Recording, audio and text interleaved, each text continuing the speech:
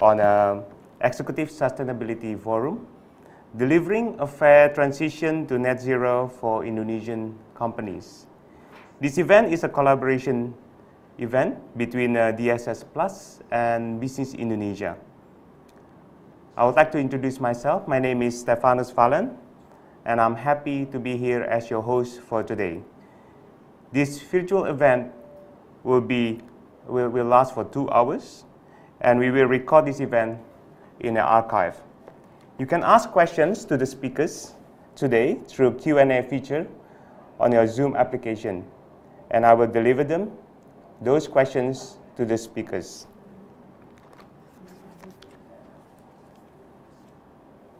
Ladies and gentlemen, climate science tells us that today, what we see that the Earth has warmed about 1.1 degrees Celsius relative to the pre-industrial time.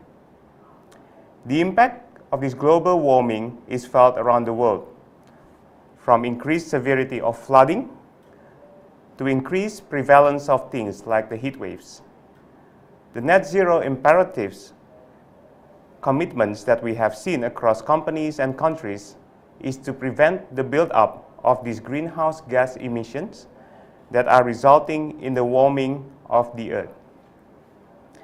There are certainly parts of the economy that contributes directly to the greenhouse gas emissions, things like the power systems and the mobility and transportation systems. There's a whole set of energy and land use systems ranging from power to mobility to industry that all contribute directly to emissions. Swift action is required to address climate change and transition to a net zero economy. Yet, transitioning to clean energy risks growing inequality with a loss of jobs and investment in impacted communities. Companies have critical role to play in this shift by managing their transitions in a way that is just and fair for the people and the local communities involved.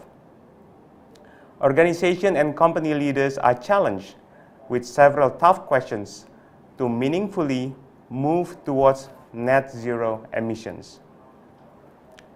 United Nations considered Indonesia as one of the superpower countries in countermeasuring the climate change. In response, Indonesia has set in play a series of ambitious energy transition commitments in the lead up to COP26. These include committing to a new capacity coming from renewable energy in the next 10 years, implementing a coal phase-out program, establishing carbon pricing and trading policy, and promoting new industries that support a green economy to ensure a just and fair energy transition. Indonesia government has set targets for emission reduction and net zero emission by 2060 or sooner. Indonesia is committed to reduce greenhouse gas emissions by 29% by 2030 with their own efforts, or up to 41% with international support. Whilst a sustainable transition should not be at the cost of sustained growth and delivering value or social equity, it is possibly the most complex issue faced by the management teams today. As a result, many companies are still determining what their role should be in navigating the energy transition, their strategy, and plans for responding to the challenges and capturing the opportunities this transition creates. To discuss and explore more thoroughly, DSS Plus Sustainable Solutions, together with Bisnis Indonesia, present today's program, Executive Sustainable Forum, delivering a fair transition to a net zero for Indonesian companies. We will kick off the event with a speech from our keynote speakers, Bapak Agus Edi Siregar, Deputy Commissioner for Financial System Stability, OJK, which will then be followed up by two presentations. First one will be from Mr. Mark Dixon, Global Head of Energy Transition and Decarbonization from DSS, and Bapak Rino Dono Saputro, Vice Chairman, ASEAN and President Commissioner, Standard Chartered Bank Indonesia. We would also have a panel discussion who will be partaken by Ministry of National Development, Bappenas, our presenters, and two major company representatives from energy sectors. Panel discussion will be partaken by Pak Syahril Rahma Atas, Senior Vice President Enterprise Risk Management of PT Pertamina Persero, Bapak Rusdi Husin, General Manager HSE Risk Management and Crisis Team Leader PT Adaro Energy Indonesia Tbk, Insinyur Medrizam, Master Professor Economy PhD, Director for Environmental Affairs, Ministry of National Development Planning, Bappenas. Through this panel discussion, we seek on how each panel participant manage a diverse set of risks and how best to capture opportunities in transitioning their organization to net zero, government's commitment on sustainable development, and the role of financial industry in transitioning to a net zero economy. At the end of this forum discussion, panelists will also answer some questions from our audiences today. Audiences are welcome to ask questions through the question box, a Q&A button on your application. And we will pick some of those questions that comes in. Please also advise to whom you would like to address those questions to. Without further ado, I would like to welcome our keynote speaker, Bapak Agus Edi Siregar, Deputy Commissioner for Financial System Stability, OJK, to deliver keynote speech from OJK. Bapak Agus, the virtual floor is yours. Thank you very much, Pak Stefanus. Bismillahirrahmanirrahim. Assalamualaikum warahmatullahi wabarakatuh. Honorable presenter and panelists, we have Pak Medrizam here from Bappenas, Pak Syahril Rahmat from Pertamina, my colleague Mr. Rino from Standard Chartered Bank, Mr. Mark Dixon from DSS, and also Mr. Rusdi Husin from Adaro Energy. Esteemed speaker, representative of international institution, investor, and stakeholders. I would like to convey my highest appreciation to Bisnis Indonesia for hosting this Executive Sustainable Forum. It is deemed a pertinent topic considering the current development of global and domestic economic condition in combating climate change, yet we are gradually moving to a greener economy. Let me start by saying this. Indonesia GDP in 2021 grew by 3.7% year on year, compared to minus 2.1% in 2022. Along with the increase in people's mobility and the upsurge of domestic consumption, which contribute more than 50% of our GDP, as well as the recovery of the investment. We also see some improvement in several leading indicators. As of February, our consumer confidence index is around 113.1. Is beyond the optimistic level that support increased consumption.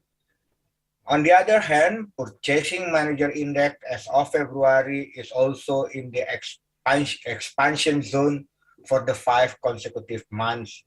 This is the highest level in the ASEAN. We know the pandemic has caused what we call scaring effect in the economy that make it no longer possible to do business as usual. Hence, a new source of economic growth is needed. But we also know the global volatilities in the economic could disrupt our economic performance. The unwinding policy or tapering from global advanced economy is added in by the volatilities that currently happen in Russia and Ukraine. This will add to a long list of challenges in our economy, either in the short or medium term.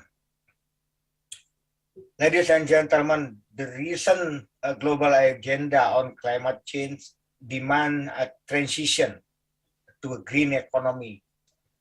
Our host already stated that the greenhouse gas emissions is globally should be keeping global temperature not increase at maximum 1.5%. In Indonesia, we are aiming to reduce 41% of GHG emission by 2030 with international assistance.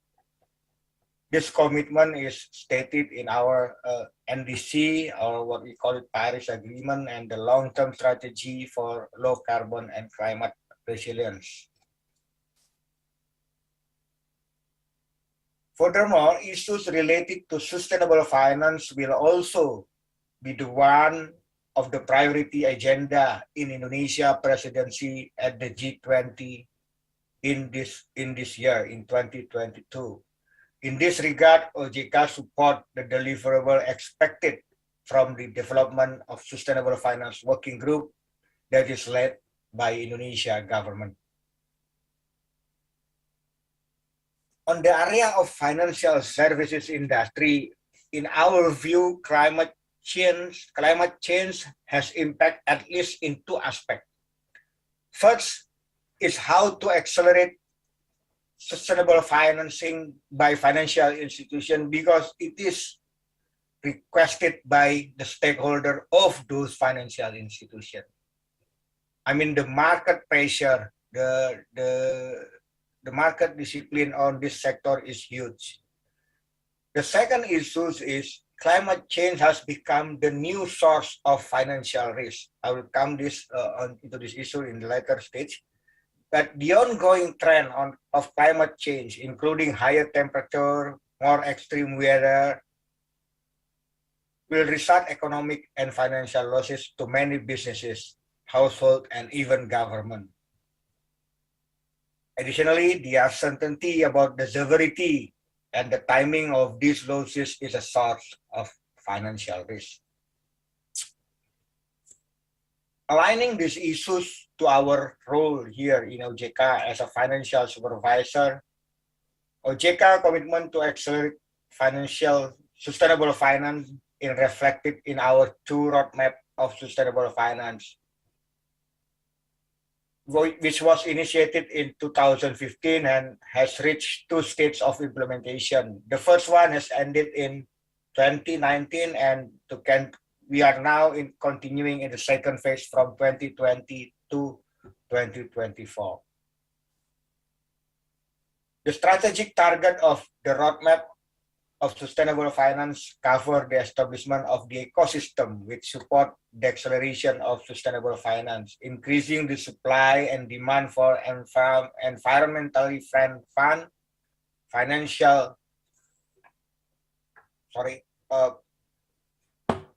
as well as a strengthening surveillance and coordination in sustainable finance in Indonesia. Moreover, the Sustainable Banking Finance Network SBFN in 2021 classified Indonesia, along with the People's Republic of China and Colombia, as countries in the consolidating stage in the context of regulation of sustainable finance, a step ahead of the advancing milestones. In that regard, to further accelerate the transition to a low-carbon economy in Indonesia, OJK has launched the second phase of our sustainable finance roadmap from 2021 to 2025, focusing to create comprehensive sustainable finance ecosystem that involve all related parties and promote collaboration at various levels. Let me cascade one by one of what OJK focused in our strategic initiative in order to implement our sustainable finance roadmap. First is Indonesia Green Taxonomy. The Green Taxonomy is a clear guidance for the financial institution and issuers across industry in classifying the green sector with nationally validated threshold. Indeed, it is due to the conservativeness of the threshold to avoid greenwashing practices. While the red list in the green taxonomy is not a negative list, OJK encouraged the financial institution and the business players to adopt the green taxonomy in the transition process to the green economy. We also developed the regulatory framework for carbon exchange. The government and OJK are currently in close coordination in reviewing the development of carbon trading as mandated in Presidential Regulation Number 98 of 2021 on the implementation of carbon economic value to facilitate business actors in achieving GHG emission. Carbon emission have the potential to be recognized as commodities or securities. This categorization will affect carbon trading mechanism. However, it is still an ongoing discussion, but in this regard, OJK is ready to carry out the supervisory role should the carbon emission is determined as securities or financial instrument. We also developed financial reporting system within financial services sector that include green financing instrument in accordance with the new green taxonomy. In this year, we are focusing on the transmission of green taxonomy into green reporting, getting a sufficient picture of the magnitude of the green portfolio in the financial institution.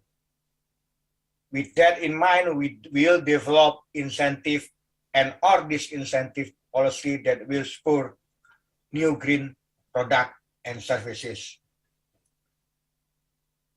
We also developed the risk management framework for financial industry and risk-based supervision guideline for our supervisor.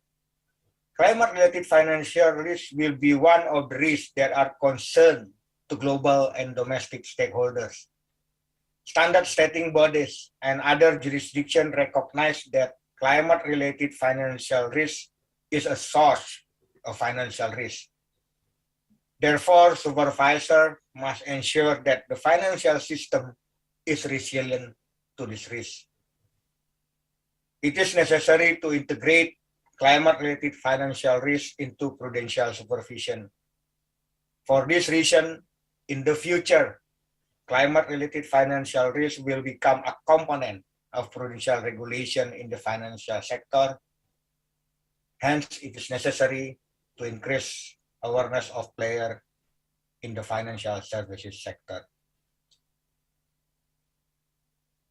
There is a lot also another initiative to increase awareness and capacity building to all stakeholders, as we know that this green financing, renewable energy, and others issue with regard to the green economy is relatively new to our stakeholders.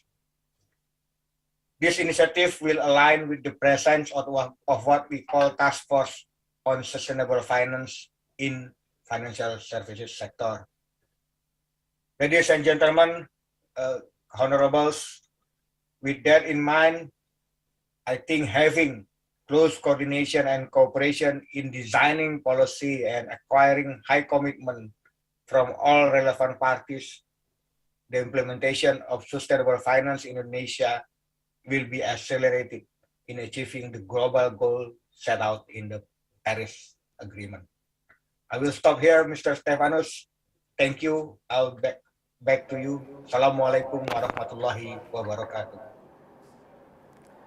Pak Agus, thank you so much for your very insightful background from OJK. I think that has provided us and the speakers with a lot of information, especially now as OJK has started moving into green economy in phase 2 of that green economy. It's very, very interesting to hear that, especially on the creating a green financing instrument where the carbon emission can be commodity and or security. So that obviously will create a lot of opportunities for the industries out there.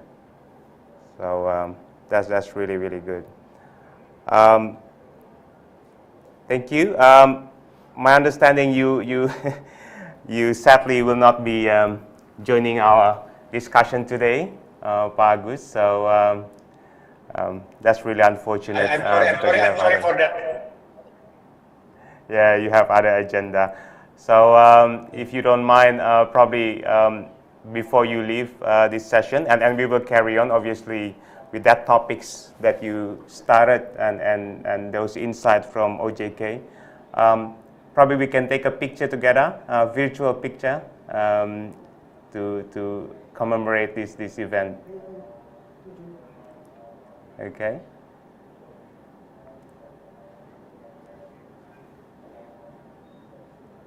All good? Okay, 3, 2, 1. Okay. Thank you so much. Pak Agus, once again, thank you for your time and joining the event and the contribution for AJK on here. Thank you so much. We are now moving to our presentation sessions. As I mentioned previously, there are 2 presentations that will be presented in this forum. The first one from DSS Sustainable Solution as the management consultant, and the second one from Standard Chartered Bank Indonesia from the financial industry. Both presentations would share their strategy and suggestions for Indonesian business to take part on the Indonesian net zero economy. Now, I would like to welcome Mr. Mark Dixon, Global Head of Energy Transition and Decarbonization from DSS Plus. Mark Dixon is here to share some of DSS methodology approach for heavy industry to plan for and deliver the net zero economy. Mr. Mark, the virtual stage is yours. Hello. Good afternoon. Selamat siang. Can everybody see my screen?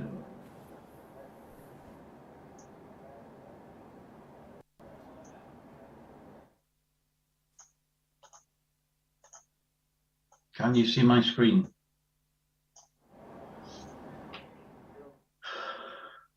Yes, Pak. We can see your screen. Okay.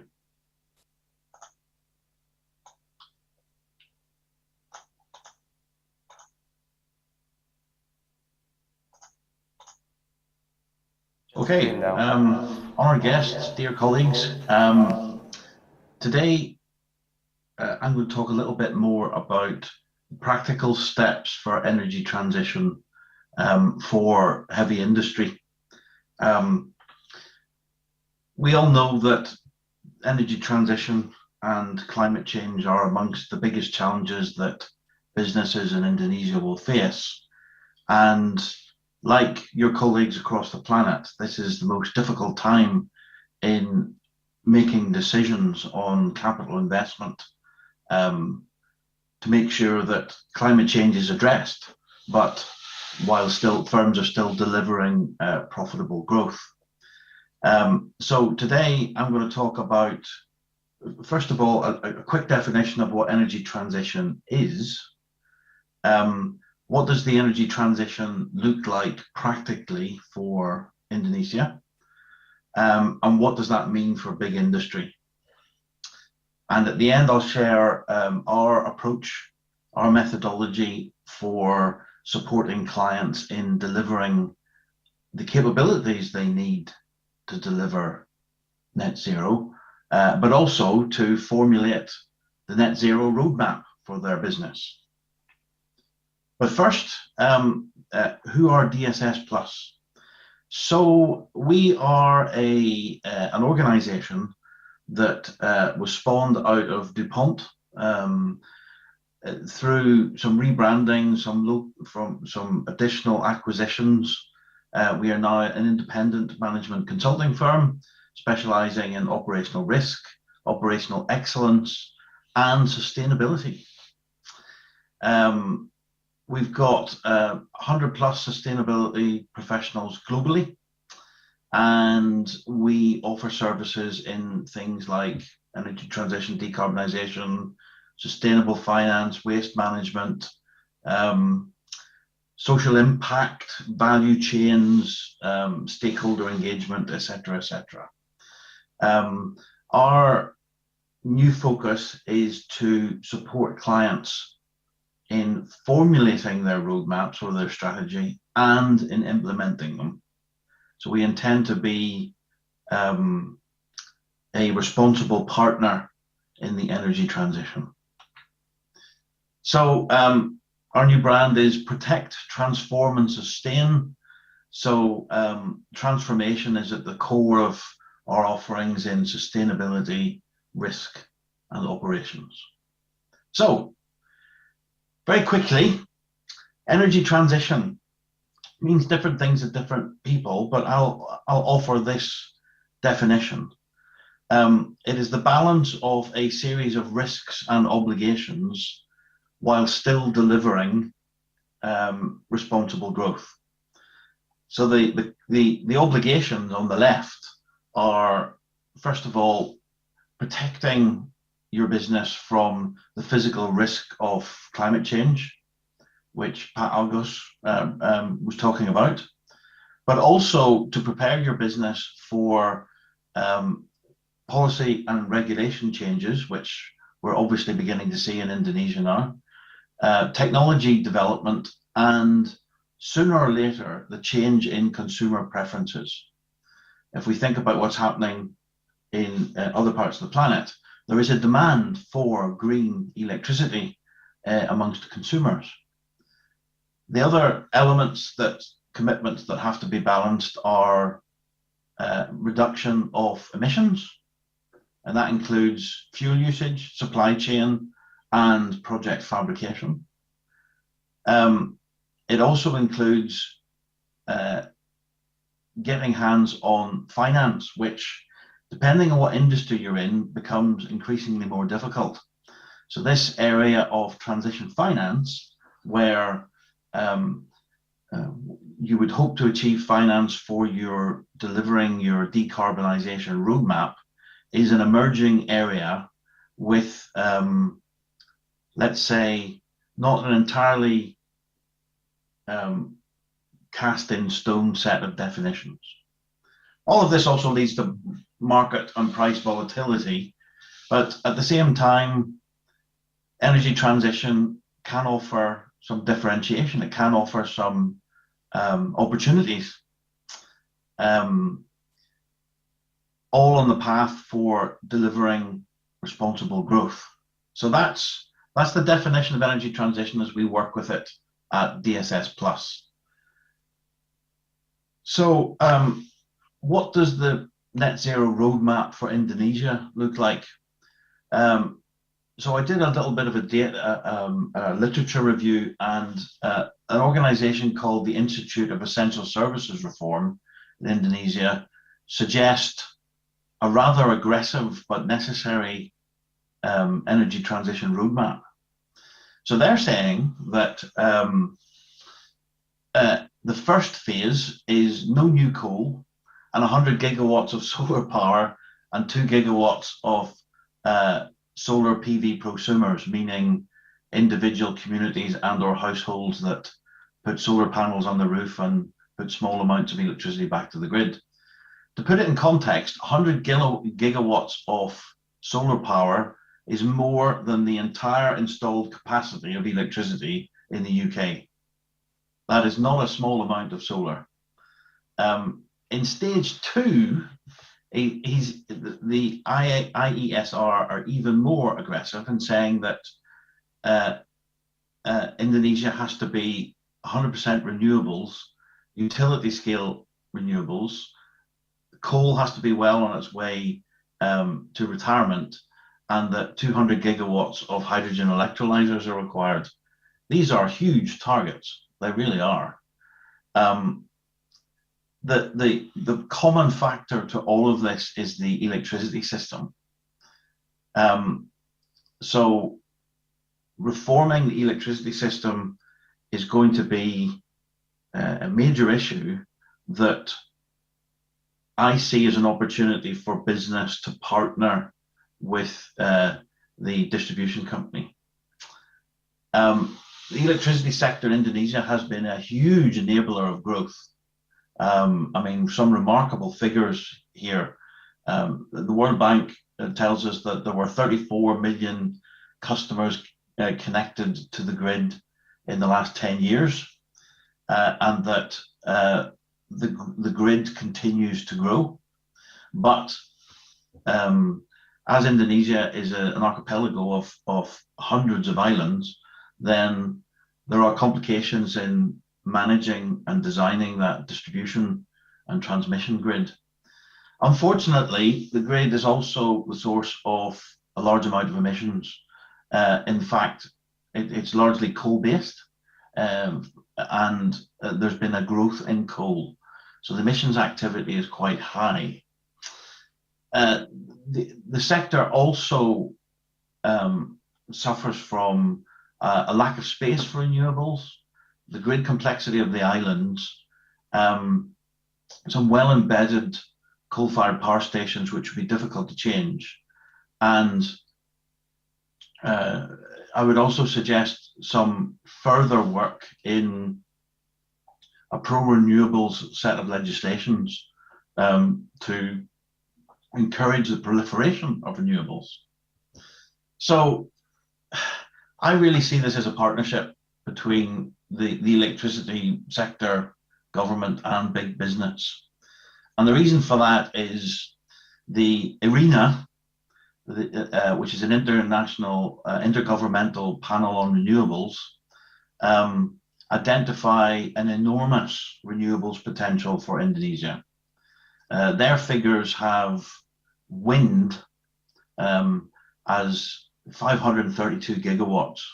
Again, that's 7 times the entire installed capacity of electricity generation in the UK. So there's a lot of opportunity. But that opportunity is going to be scattered over different places in Indonesia. And the way I look at it is there are, specific businesses, specific industries in those areas.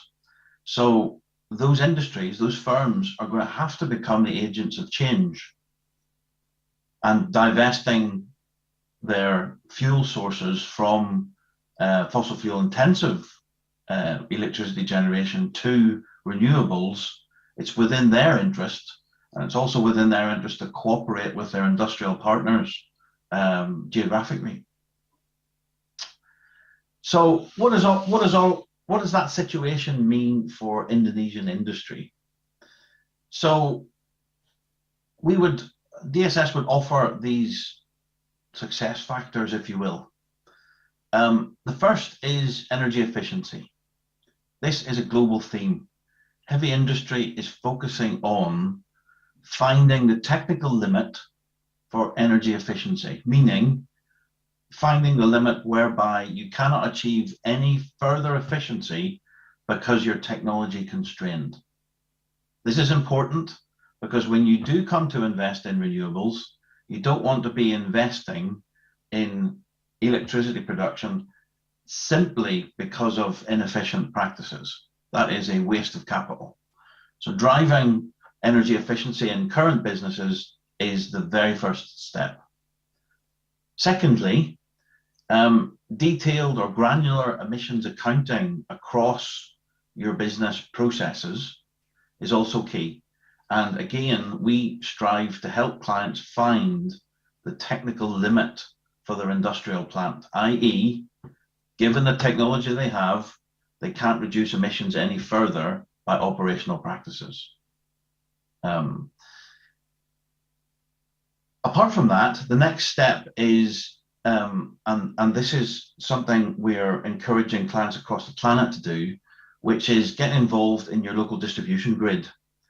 And the reason for this is building renewables is not core business for a lot of businesses. But there are other industrial firms within your geographic range. They're also suffering the same challenges in emissions reduction and green power. So a mine cooperating with a cement plant cooperating with, I don't know, an oil and gas company in building green power to reduce scope 1 and 2 emissions is critical. Because then those guys can also get involved in building the local distribution grid and potentially deriving revenue from grid strengthening and selling surplus power either back to the grid or to local communities. But this cooperation around grid strengthening and the distribution grid is an emerging best practice. So that leads to partnering. We're seeing interesting partnerships right across the planet, from mining companies that are collaborating directly with Elon Musk and Tesla, to companies partnering with large manufacturing bases like NEOM in Saudi Arabia. So depending on the energy transition issue, unusual partnerships are emerging.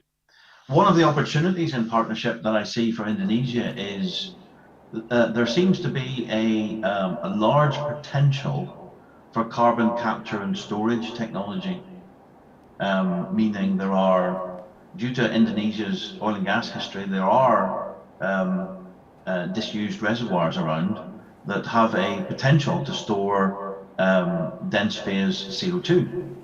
But unfortunately, progression, like other parts of the planet, has not been ideal with carbon capture and storage. So we see partnership as unlocking that particular conundrum. One of the other opportunities is hydrogen. There are many organizations across the planet organizing and building very large hydrogen production facilities. That is particularly relevant for Indonesia being a set of islands.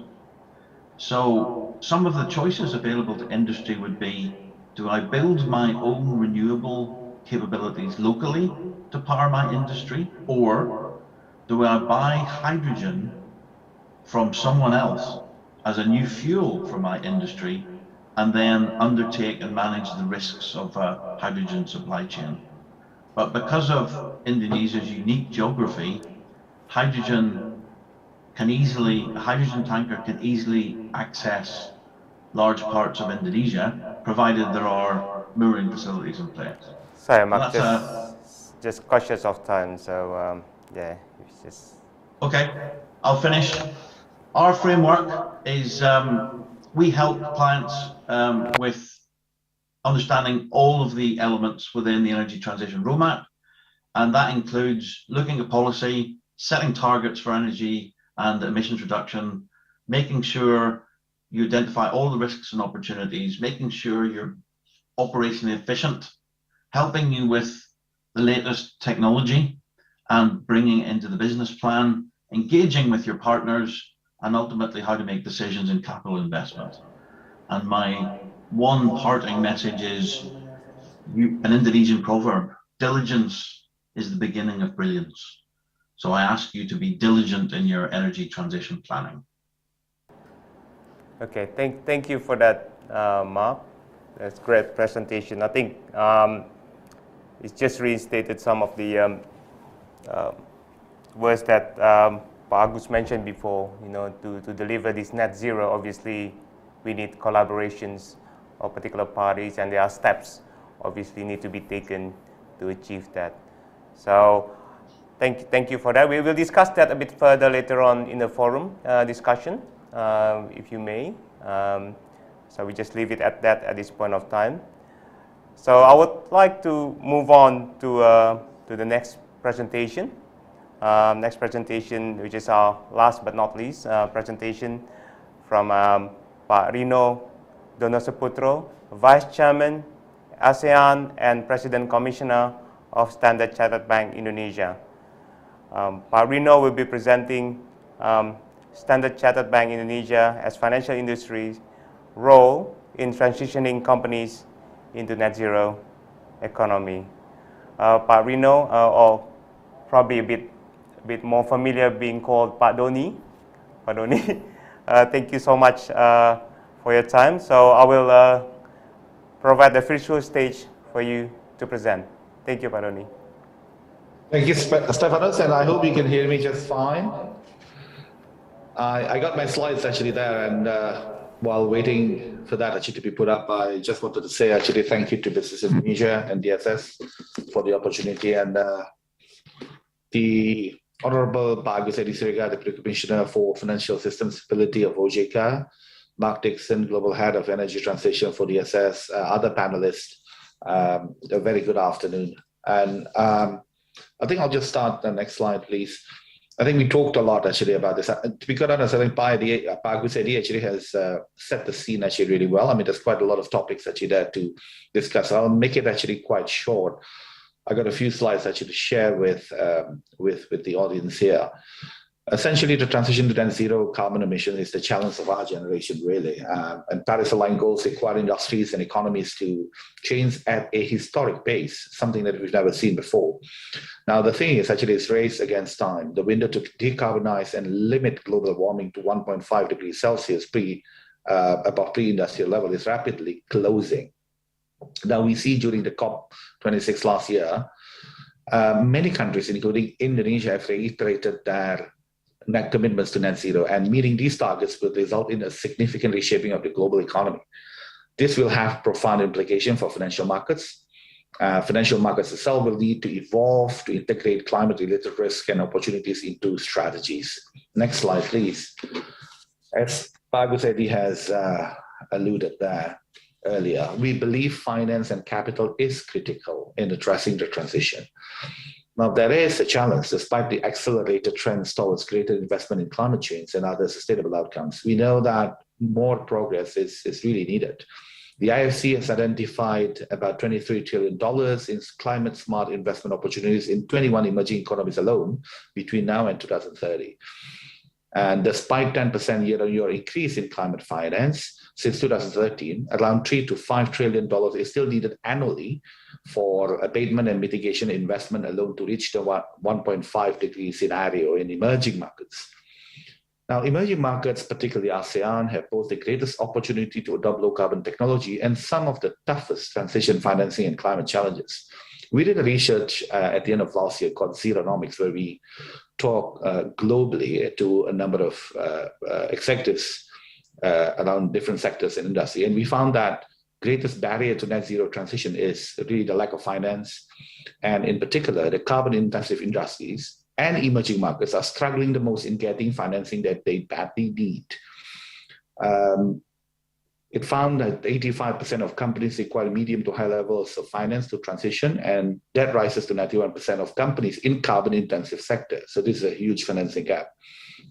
Now, another research that we did called the carbon dated research found that carbon intensive companies are struggling to raise finance for net zero transition as investors, interestingly, increasingly prioritize companies with higher ESG ratings and a lower carbon footprint.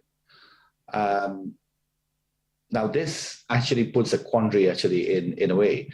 Having said that, the transition to net zero also presents the biggest funding opportunity of the current decade from financial sector perspective. So you see that shifting the global economy onto a more sustainable path will require a significant redirection of global investment flows towards clean and sustainable financing. But that's exactly where opportunities are exponentially growing. Fixed income so far has been playing a very key role. We see a steady and increasing growth in sustainable finance issuance and borrowings in recent years. As you can see on the right-hand side, we expect the so-called green, social, sustainable, and sustainability-linked bond issuances to surge over the next few years. We are forecasting the GSSS bonds to grow to 1.7 trillion in this year, increasing to 4.2 trillion in 2025. We see actually the events such as the COP26 actually has played as a catalyst to this. Indonesia has one of the largest opportunities. We estimated actually that there's 148 billion of private sector capital opportunities for Indonesia to provide a safe, reliable, and low carbon power supply alone. Next slide, please. We are seeing globally an increased prominence and awareness of the sustainability agenda. Over 3,000 global companies have already made firm commitments to net zero. And this has really been a great driver from the private sector on the voluntary side, where companies actually have put a bit of a race actually among themselves actually to embrace net zero. Now, this can multiply further because the corporate commitments are a driving force as it adds pressure to their supply chain partners. As you can see, companies like Amazon, IKEA, Unilever, or major global consumer goods producers and distributors, they have committed to sustainable supply chain. And naturally, you can expect these internal forces to drive behaviors from the rest of their ecosystem. On the financial industry, we see lenders and investors committed to aligning to net zero. There's numerous either private sector or public sector alliances actually that have been created. The Network for Greening the Financial System, for example, this is an alliance of 91 central banks in the world. There's also this Net Zero Banking Alliance. This is on the back of the Glasgow Financial Alliance for Net Zero, or GFANZ, that was set up actually during the COP with over 100 members and about 40% of global banking assets. So there's actually quite a number of things actually like this happening. We also see, as Pak Agus already highlighted, Indonesia definitely is not alone, but it's one of the most progressive. There is an accelerating regulatory focus on sustainable agenda. The ESG disclosure requirements on stock exchanges around the world, the OJK regulation roadmap to sustainability, Bank of England climate stress test, and capital requirements regulation, actually where there are incentivization method actually being put actually there. Next slide, please. There is just one thing actually I wanted to highlight as well. In all of these transitions, actually it's very important actually when we see, because globally the landscape is not similar. Each country will have a different pace of transition. In fact, actually each sector and industry should be treated individually, and the shift to low carbon economy for developing countries should be gradual. So for example, the pace and transition in West Europe will be very different to the ones in Nigeria, Ghana, or Indonesia for that matter. Now, to reach net zero, investors can't just walk away from carbon-intensive sector. Financing these companies help them invest in the research and development critical for developing clean technologies and pivoting their business models. Further, there is a need to agree on parameters, how and who should validate such just transition. We have suggested, as we are part of the B20 on the Finance and Infrastructure Task Force, that formulating a common criterion and perhaps authorizing the likes of UNFCCC to endorse just transition plan would provide cover from potential external pressure which come at a different transition perspective, because there are different expectations from either NGOs or any other parties in the world. Next slide, please. Now, I think actually I've made it quite clear the role of banks in supporting net zero transition cannot be underestimated. As banks, actually, typically there are two objectives: reduce their own emissions and also reduce on becoming net zero from their financing activities, because banks actually do support other industries. There are many ways actually banks can contribute in driving sustainable finance, deploying balance sheet and mobilizing capital as an advisor for client, creating innovative financing vehicles or structures, and really walking the talk by reducing emissions themselves. For us in Standard Chartered, transition and green financing are the main levers for us to help achieve clients for their net zero targets. We play a very central role as an intermediary between the supply and demand for capital, as lender, arranger, investor, both emerging markets and carbon-intensive sectors to transition to net zero. Next slide, please. Decarbonization is a key focus for Standard Chartered, but we actually have started our sustainability journey about 20 years ago. We have incorporated principles as well as position statements actually in our embracing actually of the sustainable finance. 70% of our sustainable assets are in emerging markets and developing economies. In the past year alone, we have increased our sustainable asset base by about 140% to 9.2 billion. And we plan to continue the trajectory. So you can see actually that the focus is super clear actually on sustainability. Clean tech, oil and gas, metals and mining, power sectors, as well as consumer and healthcare are among our focus sectors, supporting and enabling the transition to a low carbon economy with sustainable finance innovation. Next slide, please. Now, from our perspective as a bank, actually, we have set actually two commitments to net zero. First one is a net zero from our own operations by 2030. And the second one, because we're a bank, net zero from our financing by 2050. We recently released a three-part plan of cutting finance emission, mobilizing capital, and accelerating solutions to support a just transition in our markets. This includes our commitment to mobilize $300 billion in green and transition finance by 2030, so within 8 years' time.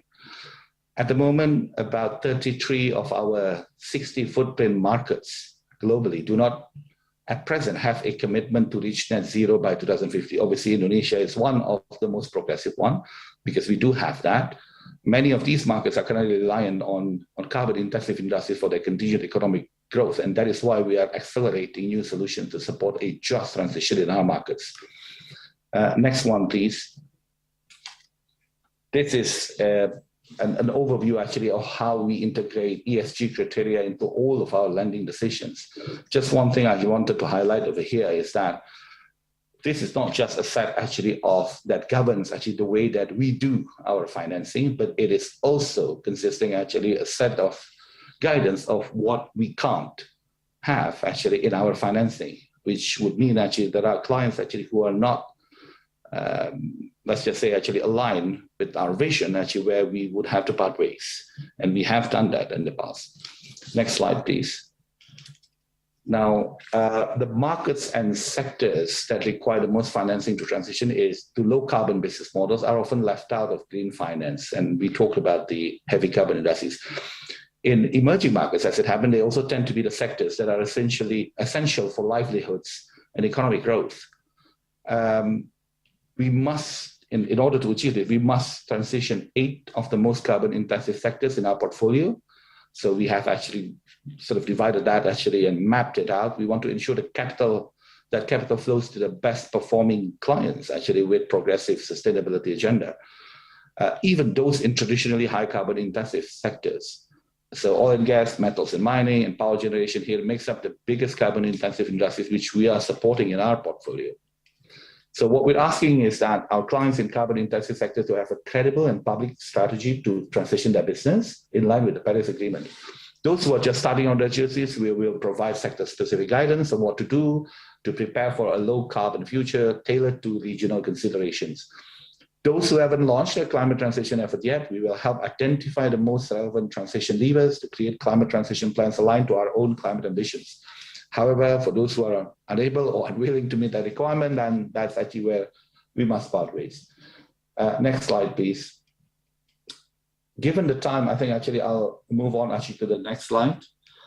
I will only touch upon this particular sort of aspect that we strongly believe as a very key enabler in supporting transition to net zero, which is the voluntary carbon markets. So next slide. Now, supporting the efficient movement of capital and technology to reduce carbon emissions as fast as possible without slowing development is important. Now, what cannot be decarbonized needs to be effectively compensated. So leveraging on nature-based solutions or the NBS and partaking in robust and transparent voluntary carbon markets will be key. So to put simply, carbon markets, as you all know, put a price on carbon to incentivize businesses to reduce their carbon emissions where it is most financially feasible, and act now to manage the negative effects that they can't eliminate, because the concept is essentially reduce, report, and offset.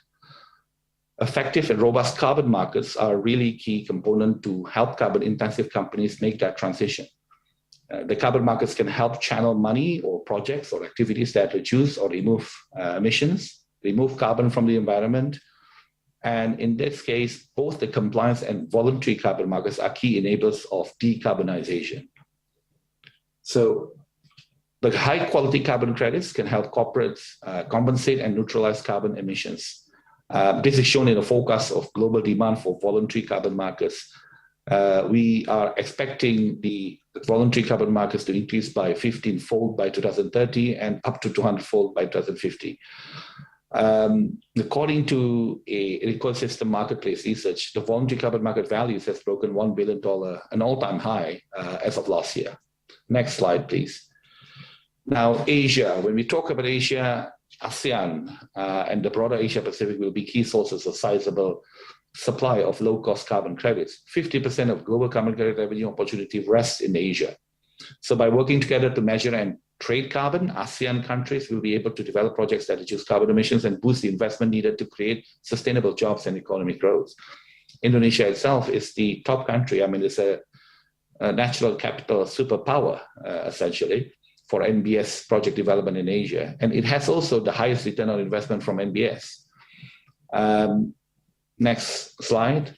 Last but not least, just wanted to highlight that Standard Chartered stands rather uniquely in the global roadmap actually for carbon trading.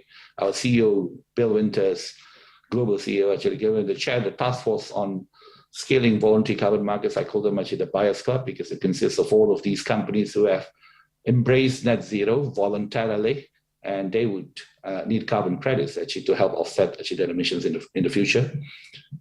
We are also a founding partner of Asia's first commodity exchange carbon credit platform called Climate Impact X in Singapore. In Indonesia, we are a founding member of sorry, actually not in Indonesia, actually, but we are a founding member of Carbon Place, a new platform that's being developed by a group of financial institutions to provide settlements infrastructure and system for marketplaces and exchanges in the VCM, or voluntary carbon market. In Indonesia, we are part of a consortium that established or working together to create a first carbon credit-backed bond. It's probably a little bit ahead of the time actually right now, but we are also developing a prototype of pilot commercial financing for the upstream carbon credit generation projects.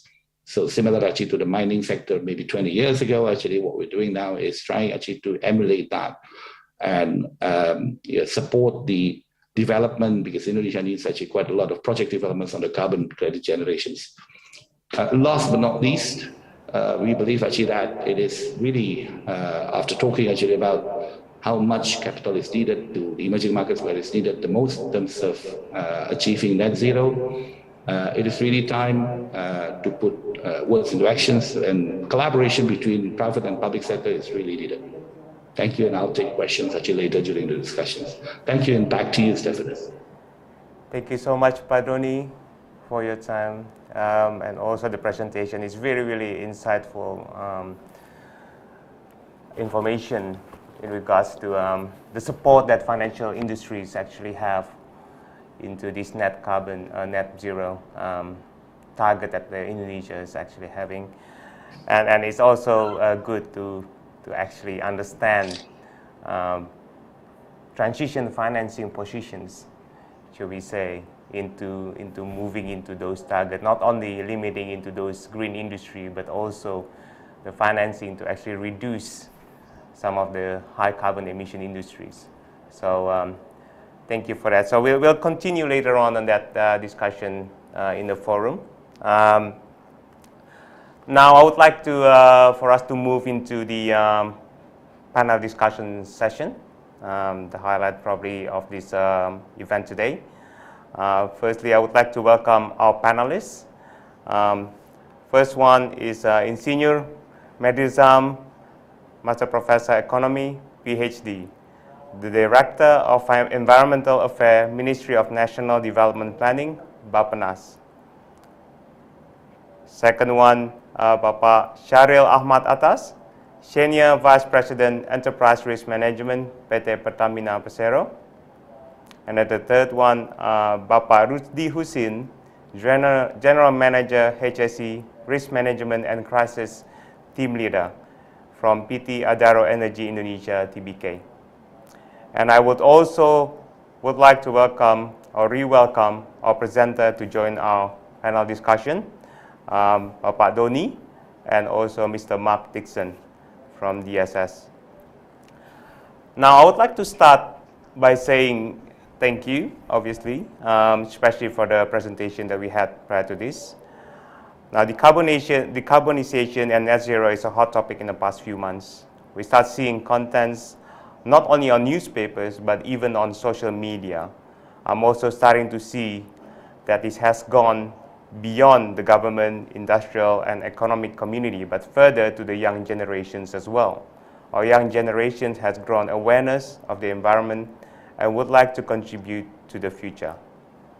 However, it is easy to misinterpret the net zero movement, and this may provide challenges.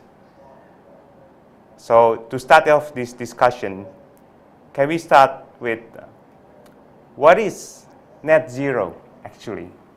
You know, probably Mark from DSS, you may want to start by providing a bit of insight. But what is net zero? So net zero is by 2050 hitting your zero or equivalent zero CO2 emissions for your business, meaning there's a balance between what you're capturing, what you're offsetting, and what you're producing, such that by 2050 there's a net of zero, and that is what's required to deliver the 1.5 degree RCP, the concentration pathway for CO2 set by IPCC and the IEA. So that's our target for industry. Okay, thanks for that. And anyone else would like to add up?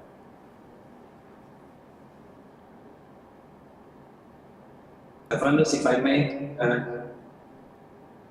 give comments. Metro, maybe? Yes. Well, basically, for the government, the net zero is simply to say that the capacity of our of us to absorb is equal to what we release in terms of the emissions. That's a simple thing to say. So that's why I think, I really like the idea to underline better understanding about net zero emissions. But of course, when we talk about capacity to emit and capacity to absorb, so we cannot just talk about energy sectors, of course, because energy sectors is to reduce it. But of course, at the end of the day, we still have emission from the energy sector, and this has to be absorbed by other sectors. For example, like land-based sectors or also other. So what I would like to underline here is that we cannot just simply to say that this is just about energy sector, but it's all about multi-sector approach.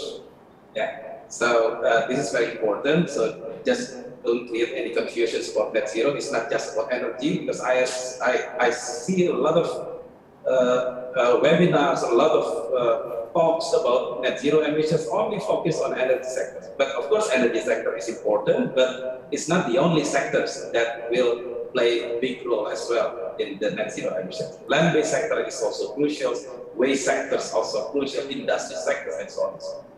Thank you. Please turn back again. I think that's really, really good. Thank you, Pak Betril, for that. Anything else? Anyone else would like to add? Yeah, I guess just to follow up on that point, there is a sort of list of sectors that are the highest energy users and CO2 emitters. So to continue that list, it's oil and gas, chemicals, transport, utilities, cement, ceramics. What have I left out? All of the high energy use, high CO2 emitting industries. Yep, yep. So obviously, in your presentation, Mark, you mentioned, that there are steps need to be taken in achieving this target. We can't just have this energy transition straight away. There are steps need to be taken to get there. And I think Pa Agus also mentioned from OJK perspective, there's a phase 1 and phase 2 and some phases to achieve that net zero by 2050, 2060, the revised schedule now. So let's say if a company, that yet to have or would like to start their net zero journey, what will be their starting points and steps that need to be taken by them? How do they start? Am I answering that one? Yeah, that's for you, yeah. Okay, so the first step for me is to recognize the type of industry that you are. Certainly your approach, if you're a coal-fired power station or a coal-fueled business, you're going to have to recognize either you're going to run till you fail or you can't get any more finance. You're going to transform your operating model and your business model to diversify away from the carbon intensive business that you've been running, or you attempt to achieve a timed decline, such as the various initiatives that are around, including a just transition for coal. So once you've kind of realized where your business fits, there's then a sequence of events or a sequence of activities that I would suggest businesses consider. So that's setting some emissions and energy use targets between now and 2050, using the 1.5 or 2 degree RCP to model the risks to your business, because there's a set of physical risks that are pertinent caused by climate change that would affect your assets.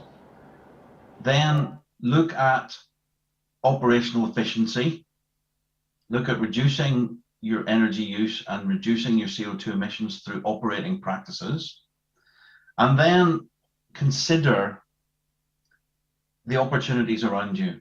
And those opportunities would include, can I develop renewables by myself? Can I partner with someone in a similar situation? Can I partner with PLN in developing the grid? Can I divest my business into one of the areas that's needed in Indonesia? And we've already talked about the renewable opportunities in Indonesia. That and being in touch with the direction that national policies are taking, all of that adds up to a potential large hopper of opportunities and risks from which you as a firm are going to have to decide your capital investment portfolio. But looking at those influences and deciding what to invest in is the critical set of decisions that any business would have to make. So you're basically mentioning the scope 1, the scope 2, and scope 3 as part of the steps. So scope 1 starting from your industry itself, which is the efficiency and how do you actually reduce the carbon emission from yourself, and that's scope 2 into the power source, and scope 3 into a bigger picture. Because you heard Pat Donny saying that eventually they would not be financing certain industry sectors because they were not aligned to net zero. So that means you either shut up shop or you diversify. Thank you for that. Pak Medril, talking from Bapenas, you mentioned about net zero it's not only energy sectors, it's the whole sectors. Obviously we discuss about how to balance basically the carbon emission. So what are the Bappenat's steps in aligning the commitments to reduce the carbon emissions in accordance with the national economic transformations, going into that net zero economy? Yes, thank you for the very important question here, Stefanus. And I think I need to underline that when I talk about this effort, actually I'm talking about more in a country level, not in a company's level. And of course, the government of Indonesia has been very aware about this issue, and I believe starting from 2010. Actually, Indonesia has set our voluntary commitment for reducing emissions, starting from 2010, so 12 years ago. So I believe at that time, President SBY stated this very clearly, to reduce our emissions in 26% below the baseline in 2020. And we reached that target. And so then in 2015, we commit to improve our commitments to reduce the emissions to align with the Paris Agreement target with 29%. And we also set the new net zero emissions policy to be reached 2060 or sooner. But of course, we as the planning ministry, basically, we try, first thing to do first actually is to align all these climate ambitious targets with our national development targets. Just want to inform you that I think if you read the article 3.4 of the UNFCCC Convention, basically this is already mandated that our climate target need to be aligned with our national development target, along the side with, of course, with our economic target as well. So we cannot just sacrifice our economy just because of emission reductions. So there is no more trade-off between the two. So we have to achieve these two ambitions. Economic growth need to be established, need to be strengthened, but of course with more low emissions, low carbon activities. And so that's why we set new policies in our new RPJMN, with what we call the low carbon development policies and also climate resilience policy. These two like a twin. These two policies like a twin, and this is actually in our RPJMN 2020 to 2024, our national planning document. Basically, this is the first time ever the government set the national priority on climate change as a top national priority. So, and this has been implemented, and we have intermediate targets in 2024 by 27.3% to reduce the emissions. And we also set new indicators, not just about to reduce emissions, but also to reduce our emission intensity. So when we said that we need to align our economic target with our emissions targets, of course, we have to combine these two aspects, economy and also our emission reduction. So that's why we pick the new indicators as part of our development target, which is the reductions of our emission intensity. It's about 35%, if I'm not mistaken, in 2024. And well, we're still struggling to reach these ambitions, but we are still on track. And with these low carbon and climate resilience policies, actually this has been implemented, not only just by the government, the national government, but also the local government as well. And of course, the government cannot just rely upon by itself, because the net zero emissions, the Paris Agreement target is actually a big ambitions. This need also support by the non-state actors, including the investment from the private companies. And I think what we have discussed today is really in line with what we have already planned so far. So thank you very much for this very important discussions today.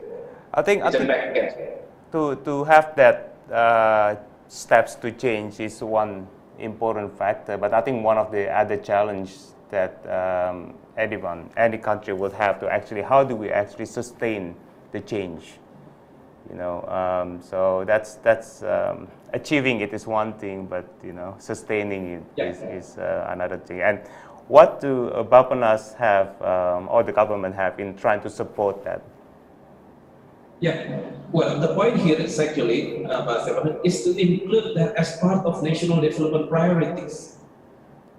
That's the main clue. Once you don't include that into national development priorities, and if this is just a separate, another kind of development activities, but of course, this won't be, this won't be prioritized, this won't be part of the sustainable activities that the government will be doing. Whoever the leader is, of course, this has to be part of our national development priorities.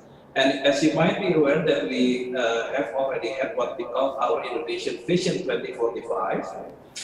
And this net zero ambitions, of course, is part of it. And the low carbon development is also as the backbone actually to reach this Indonesian Vision 2045, which is the strategy of it. Is one of it is actually the green economy. And the green economy has been backed up very strongly right now by our low carbon development policy. And this has been included as part of national development priorities. And we are planning at the moment to include this as well in our new long-term development planning in 2025 to 2045. And as you might be aware, that this planning is a law actually, and we are planning, of course, to include this when we finalize this process in the next 2 years. Thank you for that. And obviously, you know, with the support with the financial industry, Parino, you know, I sort of touched on this after your presentation. It is very interesting when I had a look at your or Standard Chartered Bank ESG criteria for the lending decisions, and you mentioned there was some industry that had quite, let's say, energy intensive that you're willing to actually, or Standard Chartered is actually has moved into financing. So that's really important. So what are the approach for this transition financing? For example, you know, for metals mining and fossil fuel powered generation.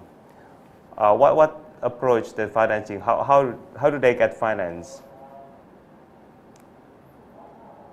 So thank you, and perhaps actually let me just clarify very quickly actually that, well, essentially it's not that we are abandoning or selecting certain sectors. In fact, actually what I was saying earlier is that we fully understand that carbon intensive sectors are typically the ones struggling to find financing.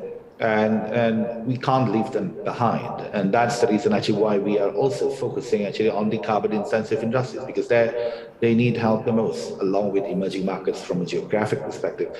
Now, of course, actually there are conditions in which we would want to be aligned actually with our clients in those heavy carbon sectors where they must have credible a transition plan aligned with the Paris Agreement, you know, and it's, you know, the measures in which actually that they've taken actually all of these activities actually are validated and the likes of that. So I think the key here is that there has to be a strong willingness from within the top of the organization or the clients in this case or companies to make that leap towards net zero. And we would help them actually to create the path, if you will, towards net zero, and of course along the way on the financing side.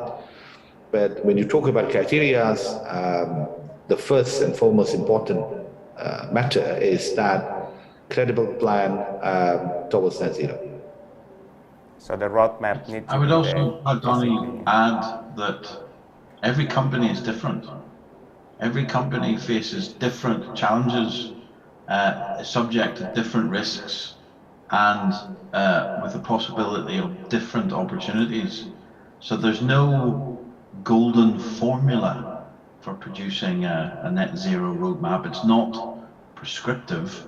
It requires an analysis of each company, the risks and opportunities that it faces, its ability to get finance, and synthesizing those into something that meets and aligns with national policies and targets.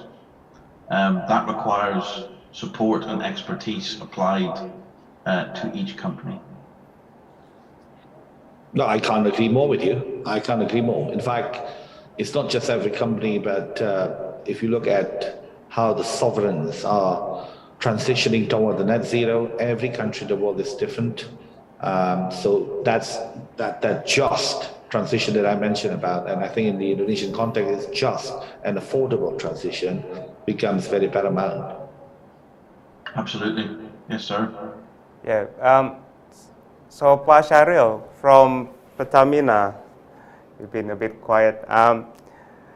So, as oil and gas company, obviously, directly impacted by this net zero economy, especially in the scope 1 of emissions. Can you please share some of the Pertamina strategy into transitioning to net zero? How did you start? Are there roadmaps? Yeah. Can you share with us? Thank you. As an oil and gas company, and now we started changing to energy providing company actually. It's the same things to implement net zero. That's why formally, I think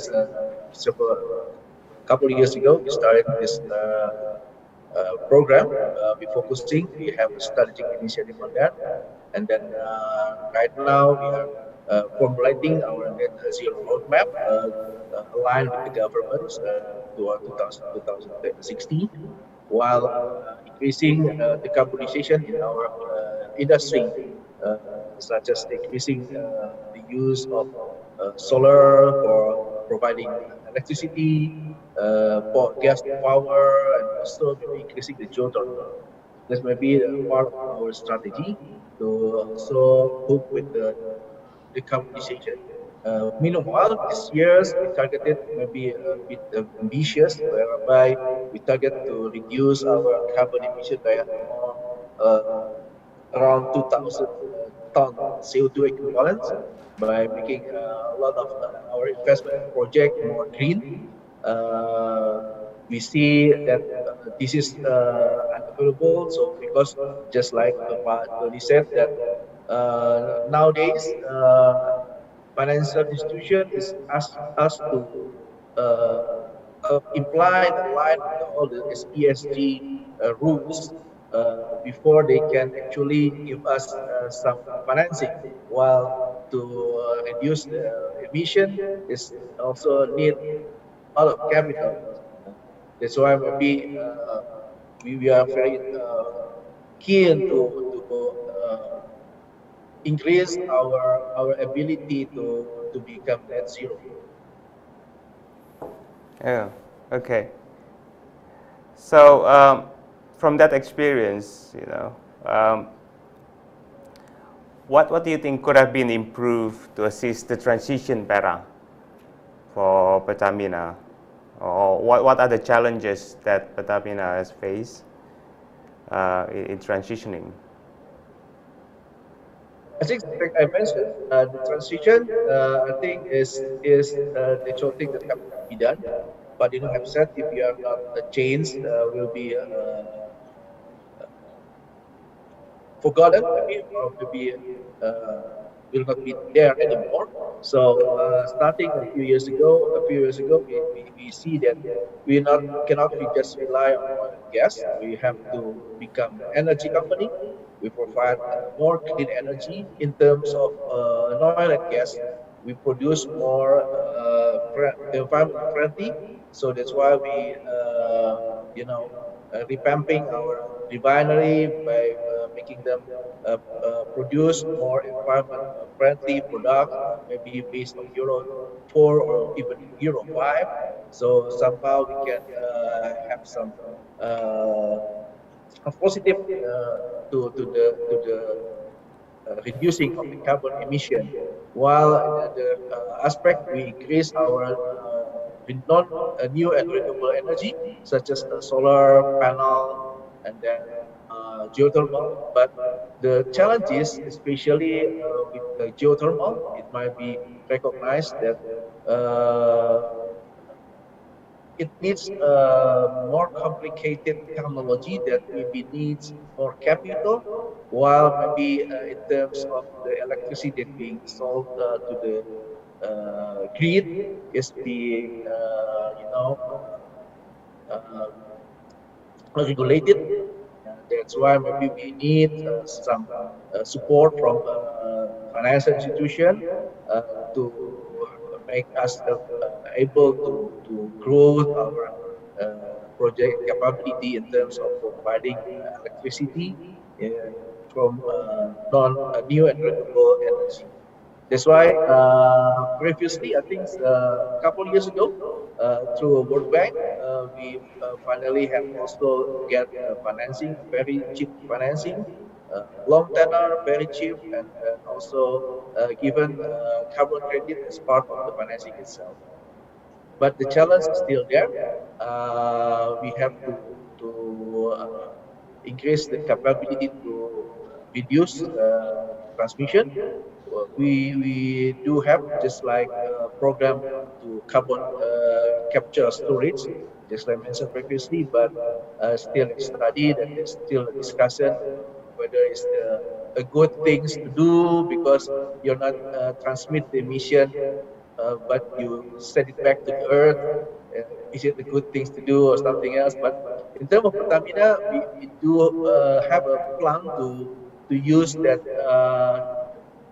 carbon that produced by our drilling to also increase our capacity as EOR and as oil recovery.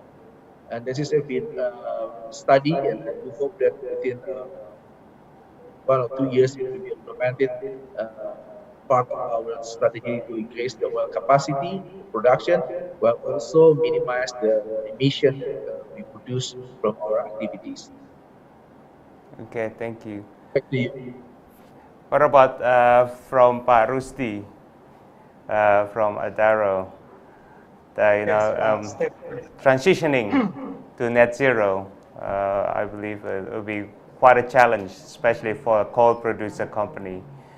So probably you can share some of the experiences, challenges, and then probably the strategy that Adaro has in trying to do that. Thanks for the questions, Pak Stefanus. Yes, it is quite challenging for us. As you may aware that, we cut the trees, and then we move the soil, and then we dig the coal, and then ship out the coal, and then we burn the coal. Yeah, the carbon footprint is there. Yeah. So, having said with regard the carbon neutral or decarbonizations or net zero emissions, so it is quite understood by the board of the ATTENDEE Indonesia. We are putting the strategy for changing the ATTENDEE business so that gradually we can reduce the carbon emissions from our stream business. Aside for that, it is perceived by the company that actually the issue with regard to climate change, also with the net zero emission, etc., it is well perceived as the opportunity, not as the threat. Yeah, because we see when the trend is going to the different destinations, to the green economy, green energy, etc., so the opportunity is there actually. And then we are moving to the directions currently. So having back to 3 years ago, we produced the policy with regard to greenhouse gas and also energy, published to the corporate level, and then it should be embraced by all the groups. You know, as you know that we have some business pillar from the mining, services, logistic, power, land, water, and recently we just established a new business so-called the other minerals. Yeah, so all those business streams should embrace the policy that published by the board. They need to identify the energy energy performance indicators, energy baseline, and also they need to identify the greenhouse gas emissions, etc., etc. So unfortunately, soon after we published the policy, the COVID-19 came to our globe, so that we need to pause for a while. And then last year, the board strongly pushing all the component within the Adaro Energy Indonesia. They need to start to establish net zero emissions. And then we are now in process with a consultant to establish the net zero emissions. We just recently conducted the kickoff meeting, a gap analysis, executive briefing, and soon we will conduct the workshop to identify the carbon footprint, scope 1 and scope 2. And then following that, we will come up with the journey how we can achieve the net zero emissions. Our hypothesis, again, this is still hypothesis 2050, but again, the consultant will help us to define more precise in what years that actually we can achieve the net zero emissions in what years. Yeah. So our hypothesis 2050. And then underpin the initiative, the board already established 4 initiatives. The Brown Business Initiative. It means the current big one business, what are the greenhouse gas emissions, and then what is the initiative that we could embrace so that we can reduce the greenhouse gas emissions. That's the first initiative. Secondly is the green nature solutions.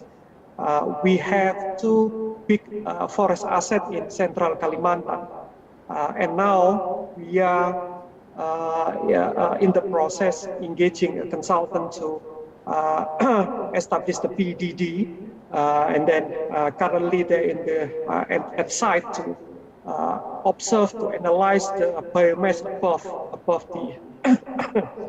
the land, so that at the end of the day we can identify how much carbon sequestrations at that 2 forest assets. Yeah. And then that's the initiative number 2. And then initiative number 3 is the definitely renewable energy businesses like solar, hydropower, biomass, etc., is now under the table of our board. And now we are in the journey to execute those initiatives fast, so that gradually we can reduce the greenhouse gas emission. And then last but not least is about the green manufacturing. As you may aware that in the electric vehicle, definitely we need nickel, aluminum, and also every time we produce the 1 megawatt of the wind turbine, we need the metallurgical coal, we need the aluminum there.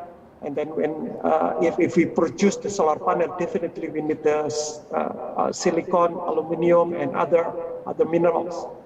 Currently, we are in the process to develop manufacturing aluminum smelter in Kaltara, and then it just groundbreaking by Pak Jokowi, the industrial estate in Kaltara, the largest industrial estate, I believe, in Southeast Asia, which is all the electricity is fed by renewable energy such as hydropower and also solar panel. Yeah.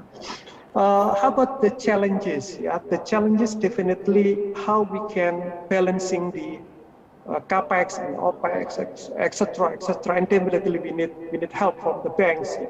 So the bank will finance us so that we can swiftly transition to the more renewable energy, As I mentioned before, there are 4 initiatives here. So definitely we need the support from the banks in order to realize those opportunities. I think hope answered the questions, Pak. It does. It does. Thank you so much for that information. Obviously, I think we all in agreement in here. The collaboration is very important in achieving Indonesian net zero in here. We hear it from the various sectors of industry. Now, I would like to really move on to question and answers question. There are some questions that some of our audience actually throw at us. So probably some of the experts can assist us in answering these questions. There's a question from Pak Nanang from PT Adiagraha. The bottom line in here, I think we already challenged this, already answered this. What is the need for energy transitions? What can be the effect of the energy transitions? So, anyone would like to answer that? I think I'll just try to answer that one, if you mind. Yep. Yes, just like previously, I think we are just an oil and gas company. That's why Pertamina stands for that. Pertamina is perusahaan minyak and gas. But we see several years ago that we have to transform, not just providing oil and gas, but now providing energy. And by having this kind of transition, we are trying to evolve and then provide more clean energy to the country, especially. And if we are not change our goal and making our business, I think we are be left behind or will not be here anymore, because as discussed with panel and the speaker previously, now people have to think about net zero, clean energy, and everything. So we have to change. We have to provide energy, and we also realize that fossil fuel is sometime will be not there anymore. Indonesia, we see that previously we are exporting oil and gas. Now we are net imported. So by having said that, the change, the transformation should be done, especially for Pertamina as energy provider for the country. Back to you, Stefanus. Can I add to that, Stefanus? So ultimately, it means having a business that is sustainable into the future.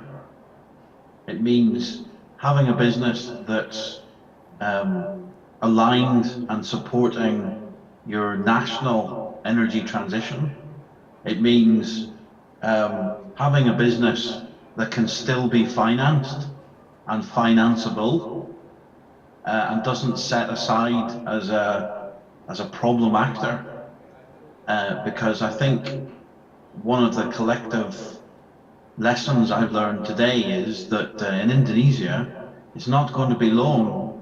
If you don't have an energy transition plan, your business is going to start to see difficulties. Yep. So it's just not about what is energy transition, but it's about transitioning to green economy. Obviously, like Pak Doni mentioned earlier in our presentations. The other questions that was there is, what are the barriers in moving into energy transition? Probably Mark would like to answer that.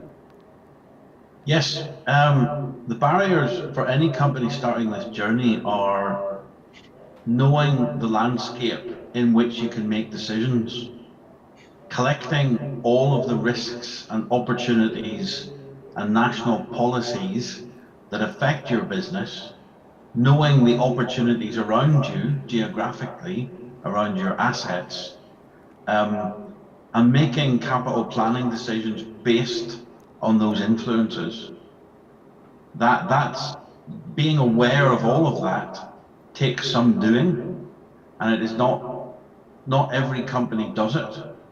But now that we're in energy transition, the era of energy transition, the awareness of companies has to extend into this full range of risks and identify opportunities wherever they emerge, because those opportunities are going to be competitive. And someone's going to jump on them geographically if you don't. So the awareness of risks, opportunities, and legislation, national targets and policies is the set of materials from which decisions now need to be made. Yeah, I guess probably the government regulations in actually setting up those targets is obviously it's one thing that try to break those barriers in a way, into opening up into opportunities. Anyone else would like to add?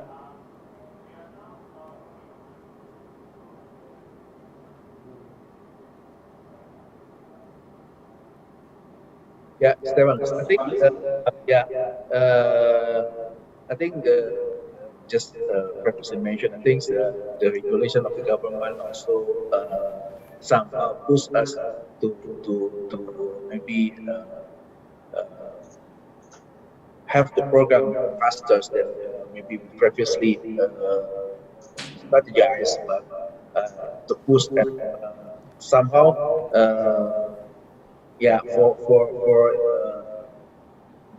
aggressively do the things, the project itself, things just like I mentioned previously, that we need the support because to transition the energy, maybe not by having a cliff walk, but we have to stir the states, maybe just like providing more environmental friendly products based on Euro 5. We need to revamp or build a new refinery that maybe needs not 1-2 billion US dollars, but sometimes more than $5-6 billion is a lot of money that we have to provide. And I think the support from the financial institution to make it happen is very important. And nowadays, I think the ESG becomes one of the major things that being asked for us, especially that as refiners and also crude and gas providers. But I think the opportunity is there. We see that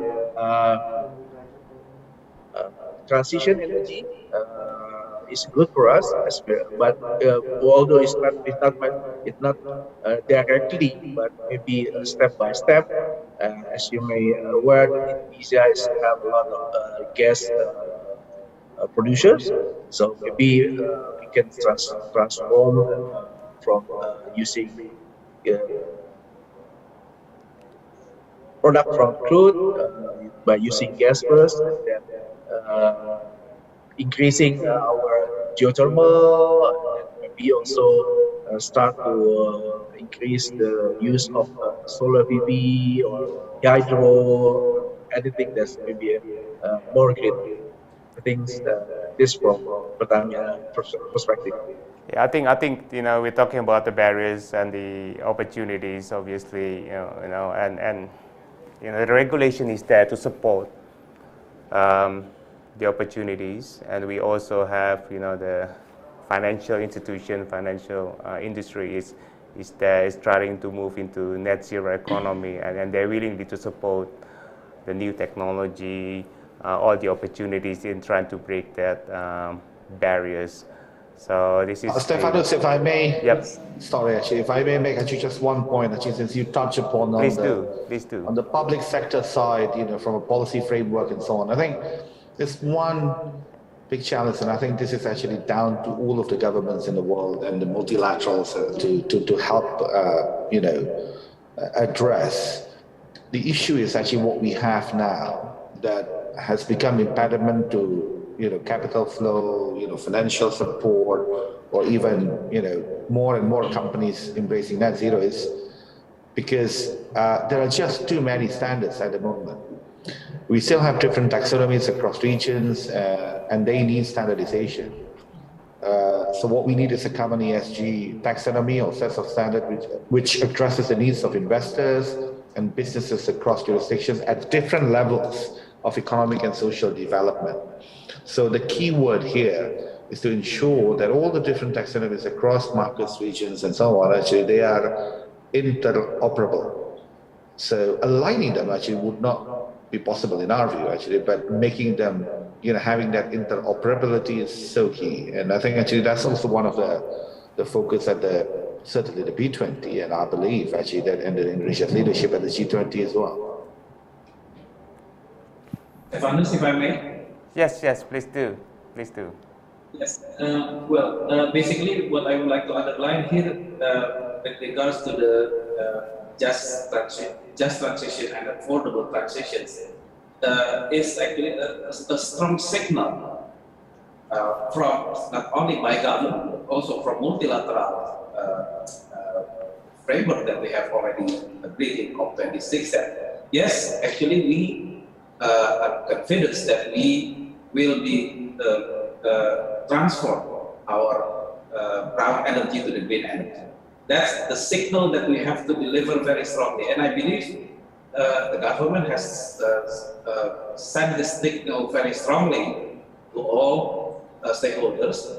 But what we need to underline again is actually how then to transfer this signal into a more real actions, and which creates ecosystems that can enable these transitions can be happening.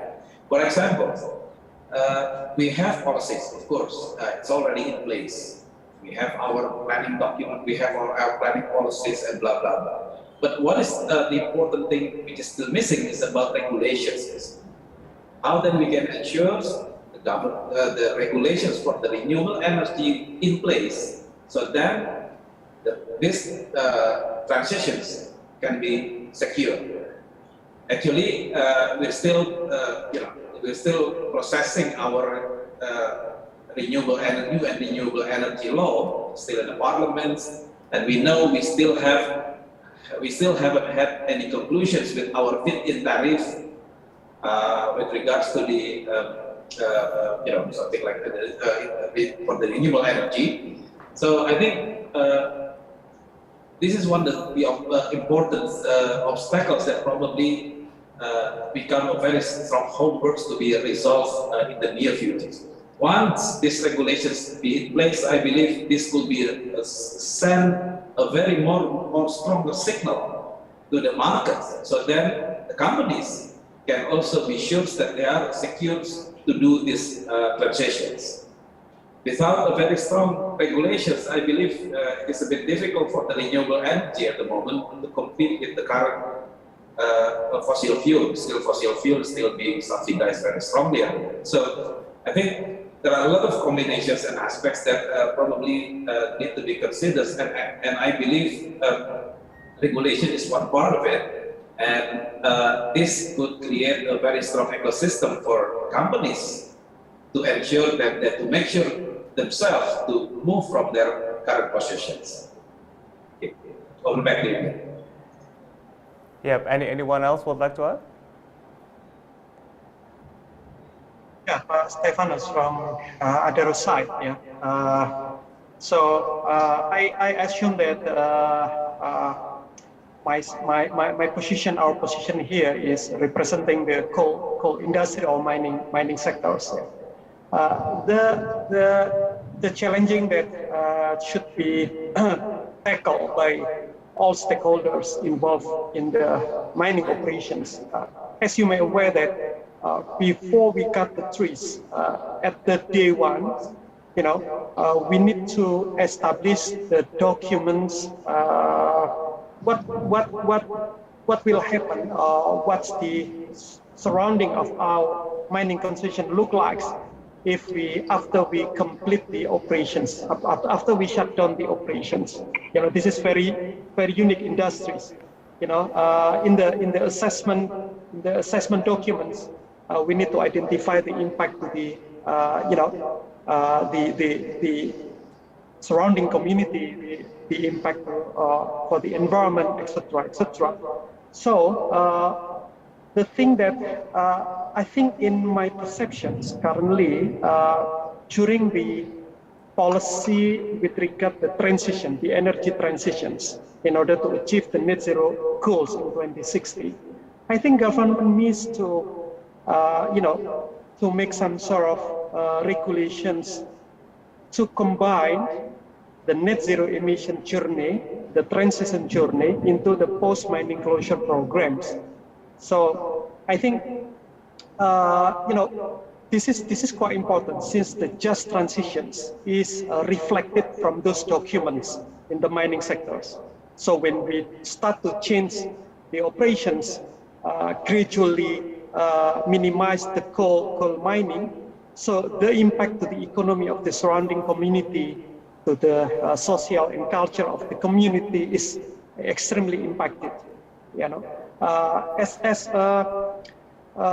simple example, Pak Stefanus, the two cities surrounding our mining operations in South Kalimantan, the national budget, APBD, is around 40 to 50% from the royalty of Adaro.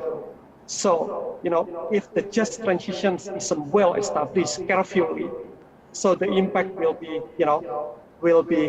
severely to the community and also to the local governments. So, from the government side, I think government side need to scrutinize more detailed regulations about the post-mining programs with regard to transitions, with regard to the net zero emission roadmap to 2060. I think that's from our side. Yeah. Thank you, Stefanus. Yeah, thank you for that. Thank you, Rusti. I think this whole net zero transition is obviously a work in progress. It's a process.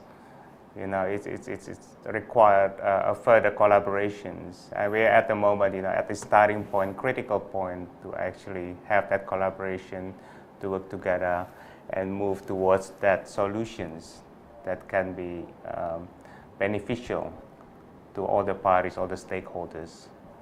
So this is why we have this discussion today. We try to open up that communication from different sectors, different parties. Okay, I'm really conscious of time. This is really hot topic, obviously. We try to discuss, probably if we have one whole day to discuss it, it's not even going to be enough. I think it's just a really ongoing process that we have to go through. So I would just like to close this, if I may. The researcher said the transition will have a universal, significant, and uneven effect across sectors, geographies, and communities. But at the same time, there's opportunity for growth depending on how companies approach it. Panelists today shared some of the strategies and mapped each sector's stakeholders' role and contribution in supporting the net zero journey for companies in Indonesia.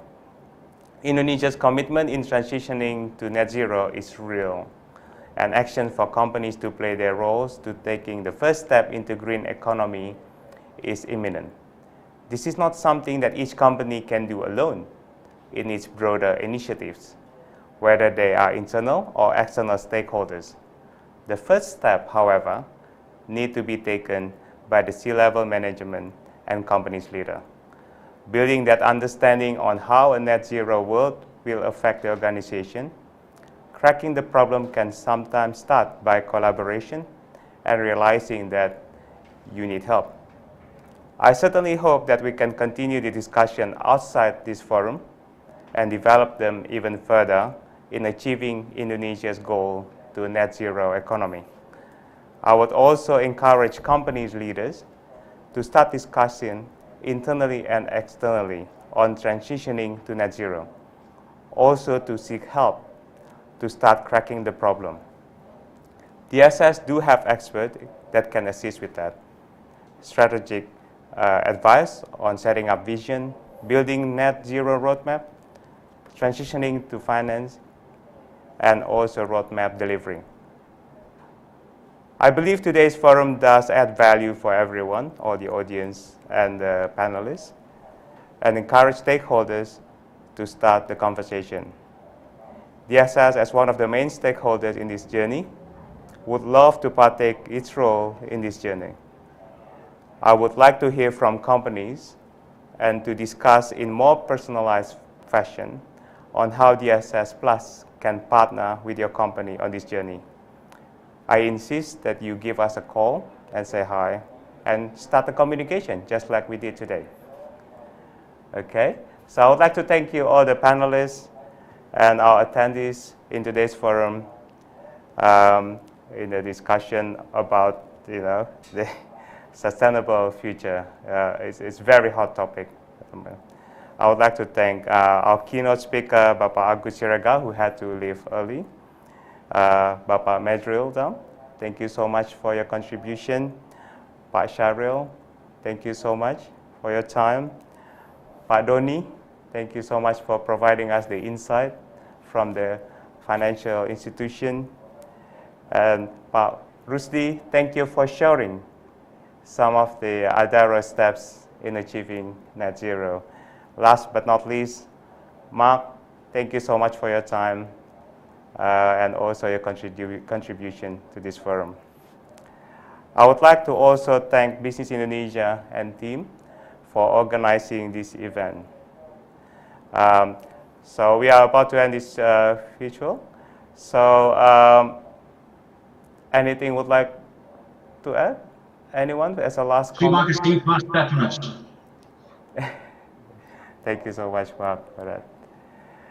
Okay, Stefanus Valen here from Studio Stage Plus Bisnis Indonesia. Would like to close this forum. Thank you all, and see you on the next event. Thank you so much. Thank you. Thank you. Thank you, everyone. Thank you.